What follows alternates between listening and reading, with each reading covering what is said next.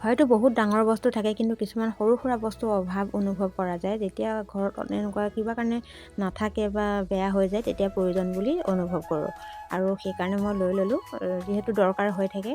আৰু সেয়ে ভাবিলোঁ ভিডিঅ' কৰি আনবক্সিং কৰি আপোনালোকক দেখাই দিওঁ যিহেতু বহুতে আনবক্সিং কৰি থাকে ময়ো সেইকাৰণে কৰিলোঁ হেঁপাহৰ আৰু প্ৰয়োজনীয় বস্তু আৰু কষ্টৰ মূৰত লৈ ল'লোঁ দেই একেবাৰে কম দামতে যিহেতু ল'লোঁ আৰু আপোনালোককনো কিয় নেদেখাম সেইকাৰণে দেখাই দিলোঁ এইটো বাজাজৰ মিক্সাৰ হয় যিহেতু মই ৰেচিপিবিলাক দি থাকোঁ আৰু আপোনালোকে চাই থাকে আৰু পটাত পিচি থাকোঁ আৰু এনেকুৱাই কেতিয়াবা অলপ অসুবিধা ফিল হয় আৰু লৈ থ'লোঁ যিহেতু ভিডিঅ' কৰি থৈছিলোঁ সেইকাৰণে ভাবিলোঁ দি দিওঁ কিন্তু লোৱা হৈছে কিন্তু বস্তুটোহে মই আজি আনবক্সিং কৰি দেখাই দিলোঁ দেই কিলৰ হয় এইকেইটা আহিলে তাৰপিছত বাজাজৰ কোৱালিটিটো কেনেকুৱা হয় আপোনালোকে জনাবচোন দেই বেছি দাম নহয় একেবাৰে কম দামতে লৈ ল'লোঁ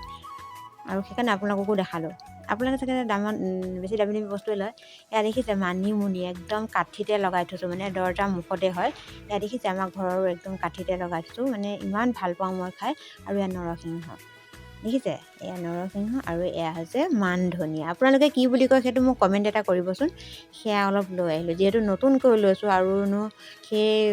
খোৱা বস্তুখিনি আপোনালোকক কিয় নেদেখাম এয়া কলামাহ দেখিছে কলামাহ যোৱা বছৰে হয় থৈ দিছিলোঁ ঘৰতে খেতি কৰা যিহেতু আদা নহৰু আৰু জলকীয়া সকলোখিনি যোগাৰ কৰি ল'লোঁ লৈ এতিয়া সেই মান ধনিয়া নৰসিংহ ভেদাইলতা মানিমুনি এনেকুৱা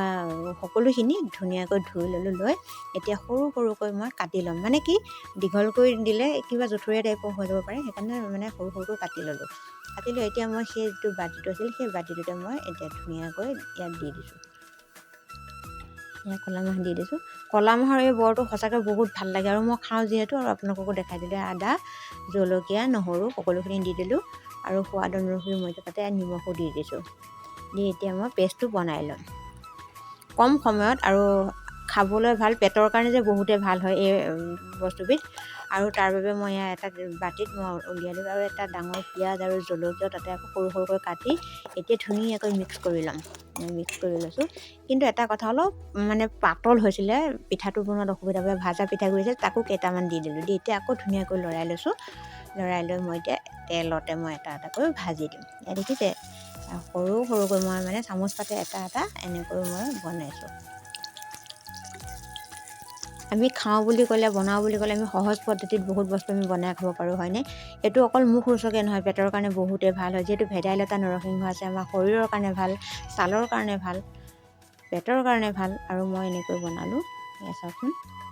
কিমান ধুনীয়া হৈছে একদম মচমচীয়া হৈ যায় আৰু এনেকৈ বনাই খাই চাবচোন যদি পিঠাগুড়ি নাথাকে আপোনালোকে আটাও দিব পাৰে নহ'লে চুজিও দিব পাৰে মই কিন্তু পিঠাগুড়ি ব্যৱহাৰ কৰোঁ ফাইনেলি এয়া হৈ গ'ল আৰু একে পদ্ধতি যিহেতু বনালোঁ গোটেইখিনি দেখাই নিদিলোঁ এটা ফালি দিলোঁ চাওকচোন মানে এটা ভাঙি দিলোঁ ভাঙি দিওঁতে খাই চাইছোঁ ধুনীয়া আছে কিন্তু জ্বলা মছলা একদম ক'বলগীয়া আৰু মানে এনেকৈ খাব পালেতো আৰু ক'বই নালাগে ন